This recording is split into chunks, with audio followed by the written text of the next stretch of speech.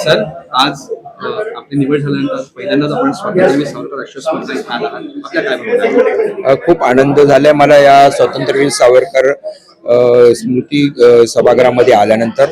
कारण यायचो आम्ही इथे सभेला वगैरे यायचो किंवा कार्यक्रमाला, पण इथे हा बदल खूप चांगला या ठिकाणी होतोय. स्वातंत्र्यवीर सावरकर हे देशाला नवे जगाला प्रेरणा देणारे आमचे नेते आहेत. हिंदुत्वाचा पुरस्कार करणारे आमचे नेते आहेत. सागरा प्राण तळमळला हे ज्यावेळेला म्हटलं जातं त्यावेळेला सावरकरांचीच आठवण येते. मी माझं भाग्य समजतो, मी ज्या ठिकाणी सावरकरांना मोठी शिक्षा झाली काळ्या पाण्याची, तिथेही अंदमानामध्ये जाऊन ते त्यांचं कैदेत ठेवलं होतं ते ठिकाण पाहून आलो.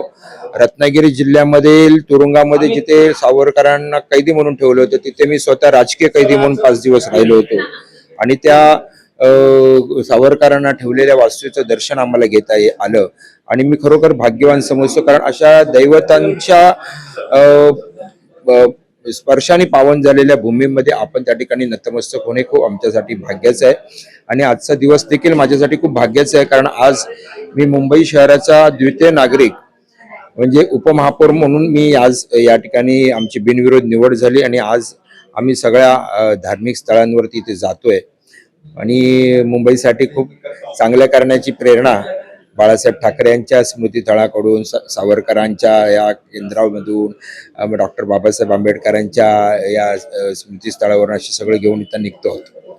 एक छोटासा प्रश्न, हे वर्ष बाळासाहेब ठाकरे हिंदू बाळासाहेब ठाकरे यांचं जन्मशताब्दी वर्ष आहे. तर या निमित्त आज आपण शिवसेनेच्या आपण सत्ता घेतली, आपण काय पद्धतीने काम करणार?